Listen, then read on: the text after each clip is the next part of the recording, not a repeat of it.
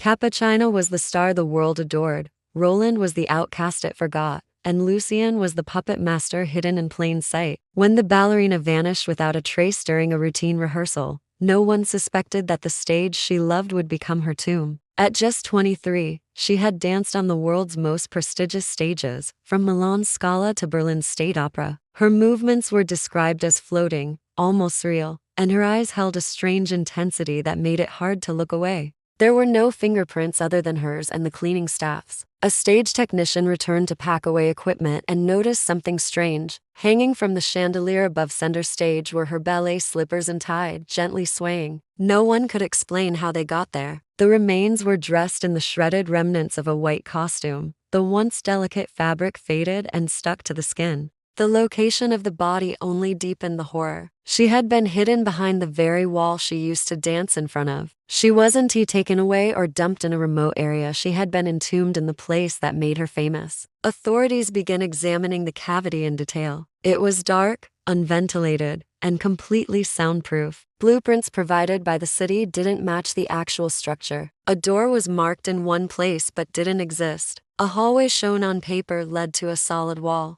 One seasoned detective began to suspect that the building held secrets older than the crime itself. On a hunch, a specialized team was brought in with infrared scanners. After hours of mapping heat signatures, they found something: a faint, narrow tunnel running beneath the dressing rooms, just beyond the area where Cappuccina's body had been discovered. It was not part of any official design. The only way in or out was through a small removable panel, camouflaged to match the backstage wall. Hidden by years of discarded stage props, the rack was bolted to the wall, concealing a rusted metal hatch. Inside, the air was thick with mold and decay. The passage was just wide enough to crawl through and led to a hidden storage room sealed off from the rest of the theater. In it, the walls were lined with boxes, old lighting equipment, and tattered velvet curtains. Among the debris was a small wooden crate, inside of which lay something unexpected: a red leather-bound journal. There were scratch marks inside the space, long, desperate gashes along the wood, as if she had tried to claw her way out. One ballet slipper was gone. Her arms were folded under her body, her knees pulled to her chest, her spine twisted unnaturally by the confines of the space. Her dark hair was matted with dust, and her face was frozen in an expression of terror. The construction site was immediately shut down, and police were called in.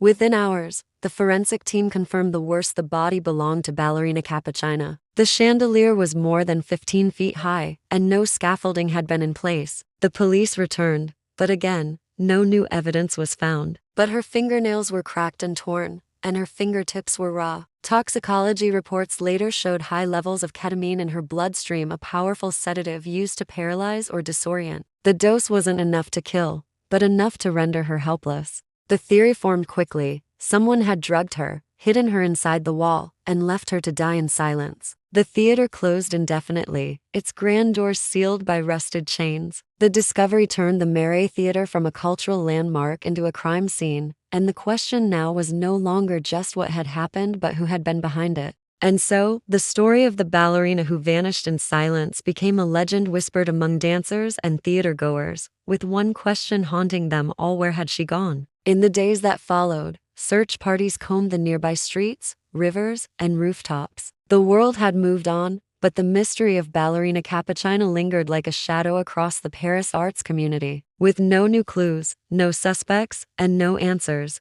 her case was slowly being forgotten. Then, during a routine renovation effort, everything changed. A construction crew had been assigned to strip down the theater's rotting backstage walls and reinforce its crumbling foundation. On the third day, while removing a section of warped paneling behind the main stage, a worker's hammer struck something hollow. Curious, they peeled away layers of old wood and insulation. What they uncovered stopped them cold: a narrow cavity barely large enough for a person to fit, sealed tightly, like it had been hidden for decades. Her photo was plastered across Paris, from metro stations to news broadcasts. Still, no leads came in. The theory that she had run away was considered, but no money had been withdrawn from her bank account. Her passport remained in her apartment. Friends said she was excited about her upcoming tour and had just signed a contract extension. Critics called her the swan who never lands, but on an ordinary October evening at the historic Marais Theatre, something happened that would silence her spotlight forever. That night, Cappuccina was rehearsing for her solo act in The Dying Swan, a role she had mastered like no other. Rehearsals had started on time, and everything seemed routine. The production team was prepping the lights, the set was being adjusted, and dancers moved about quietly. Midway through rehearsal, the director called for a short break. Cappuccina walked calmly off stage, headed toward her dressing room, mentioning only that she needed a glass of water. She left her bag, her phone, and her slippers behind. She never returned. 7 months later, her lifeless body was found sealed behind a theater wall. What unfolded next exposed a chilling conspiracy, a decades-old grudge, and a performance so twisted, it was never meant for an audience. Ballerina Cappuccina was more than a performer. She was a symbol of grace and mystery, adored by audiences across Europe. At first, no one panicked. People assumed she stepped out for air or maybe got caught up in conversation. But as minutes turned into an hour, concern grew. Calls to her phone went unanswered. Her last message had been sent that morning to her mother, a simple heart emoji. She hadn't updated her social media. She hadn't told anyone she was leaving.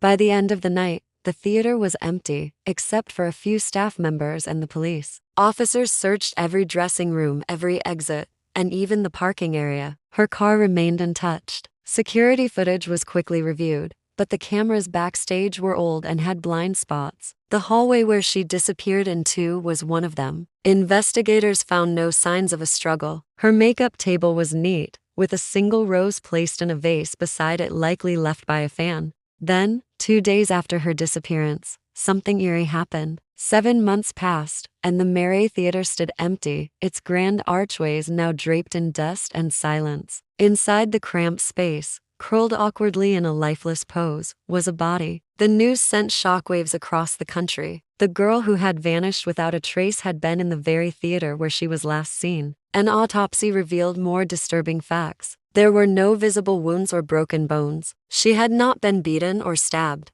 Investigators scoured the theater for other hidden spaces. They found nothing, but the walls had been built over a century ago, with dozens of undocumented renovations. As investigators searched deeper into the theater's layout, they began to notice small inconsistencies. The entrance to the crawl space was eventually located behind a heavy costume rack in the storage room.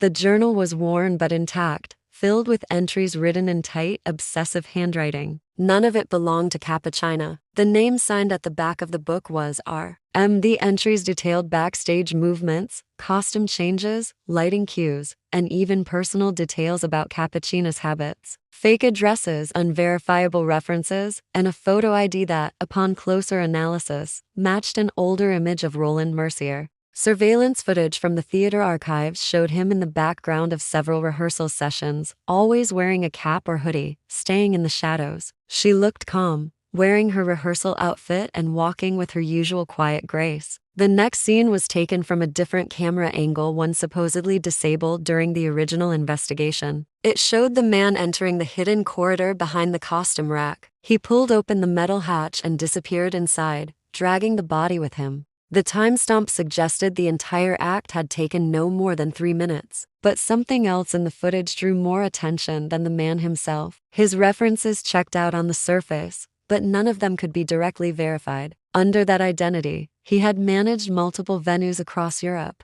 always praised for his discipline and taste. Lucien controlled the camera feeds, hiring schedules and backstage access. Roland had the motive, the obsession, and the proximity to execute the plan. He stared at investigators with a calm, cold expression, never acknowledging their questions. In its place, a stone plaza was built, with a small inscription in the center that read, "In memory of what was lost, and what was never meant to be found." Cappuccina's story lived on in documentaries, books, and whispered conversations between dancers backstage in theaters across Europe. Her final performance was never seen, but her silence became louder than any standing ovation. A ballerina who vanished in the place she loved most, found only when the walls themselves could no longer keep the secret. Without his confession, police were left to rely on evidence alone. Roland Mercier, however, had disappeared entirely. No sightings, no financial activity, nothing. Some believed he had taken his own life to escape justice, while others suspected he was hiding abroad with help from sympathetic contacts in the underground arts world. The truth was never confirmed.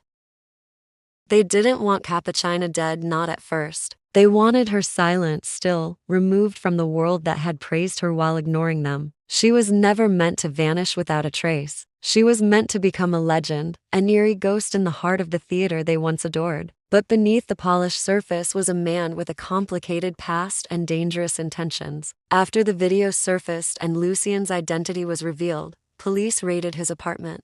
Inside, they found dozens of photos of Cappuccina taped to the walls, pages from old theater programs marked in red ink, and journals filled with disturbing monologues about art, power, and punishment. One chilling note simply read, "What is applause if not a brief funeral for the living?" Hidden in his closet was a flight bag packed with cash, forged documents, and a plane ticket to Morocco. He was caught trying to board a private ferry out of Marseille just hours after a warrant was issued for his arrest. Lucien was the older brother of Roland Mercier, the disgraced dancer who had vanished after being expelled from the Marais Theatre. While Roland faded into obscurity, Lucien reinvented himself, gaining power in the very industry that had rejected his brother. And when Cappuccina rose to fame, he saw her not as talent to be nurtured, but as an opportunity for revenge. No phone numbers worked. No former employers answered emails. The detective in charge ordered a forensic check of his ID and financial records. What they found made the entire case even darker. Louis Darcourt wasn't who he claimed to be. His real name was Lucien Marquand, and he wasn't just connected to Roland Mercier, he was his older brother. In the background, near the stage curtain, stood another figure. She turned into the dressing room hallway and disappeared from sight. Seconds later, a man entered the frame from the opposite direction. He was wearing a black hoodie with the hood pulled tightly around his face. The footage glitched slightly, and when it resumed, the man was no longer walking, he was dragging something. A limp figure, partially out of view, slid across the floor. It was Cappuccina. Her arms hung at her sides, and her head lolled back. She wasn't struggling. She wasn't moving at all. Investigators now believe the journal was his and that he had used his inside access to stalk and eventually abduct Cappuccina. But the biggest mystery remained. How did he get in? How did he hide her body without being seen? And most chillingly, was he working alone? They simply stood there, arms folded, partially hidden in the shadows, watching the scene unfold. The face was impossible to see, but the figure was taller and broader than the man in the hoodie. When the footage was enhanced by specialists, it became clear this second person was wearing a headset similar to those used by stage managers during performances. What she ate, when she stretched, how long she practiced each day, nothing was too small to record. Someone else with authority inside the theater had been involved, or at least aware. Investigators cross-referenced theater staff lists from that night. Only a few people had both backstage access and a headset: the sound engineer, a stagehand, and Louis Darcourt, the theater's general manager. There was no return address, no postage stamp, just a single USB drive inside and a note that read, "You missed something." The drive contained one file labeled Finale. Move. It was grainy black and white footage taken from an old security camera. The angle faced a narrow hallway backstage,